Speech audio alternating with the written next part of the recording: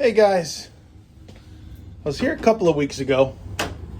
Customer complained of air handler sweating, dripping water in return, and I noticed there's a weird rumble, strange rumble on the air handler. And you could hear the fan. Seemed a little funny. So what I did was I threw the TrueFlow grid on there, and the airflow was really low. So I found out it was on speed tap 4, which is usually for heat on one of these X13 motors. And I changed it over speed tap 3. Some odd reason, it went a little higher. So it got them by for a little bit. And it looks like the distributor gave me it's called a Broad Oceans motor, X13 type. We're gonna swap it out, but I'm gonna do another TrueFlow grid, just to verify my test in, test out.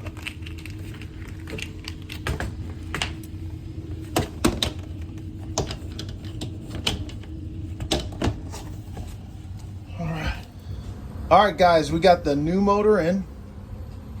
Static changed a little bit. We're at 0.1 on the supply.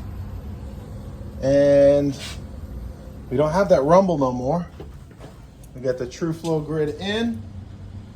And we are running about 1100 CFM, 1050 to 1100. And before we're getting around 880, 897 when I did a test out.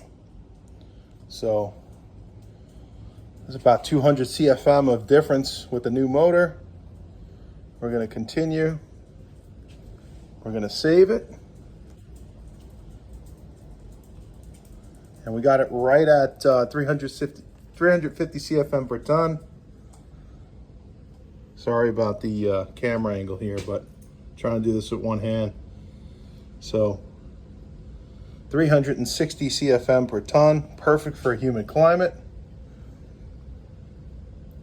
First diagnosed motor with the TEC TrueFlow grid. Bad motor. All we had was a sweaty air handler because it was running about, I think it was 280 CFM per ton. So if you're not testing, you're guessing. Catch you guys on the next one.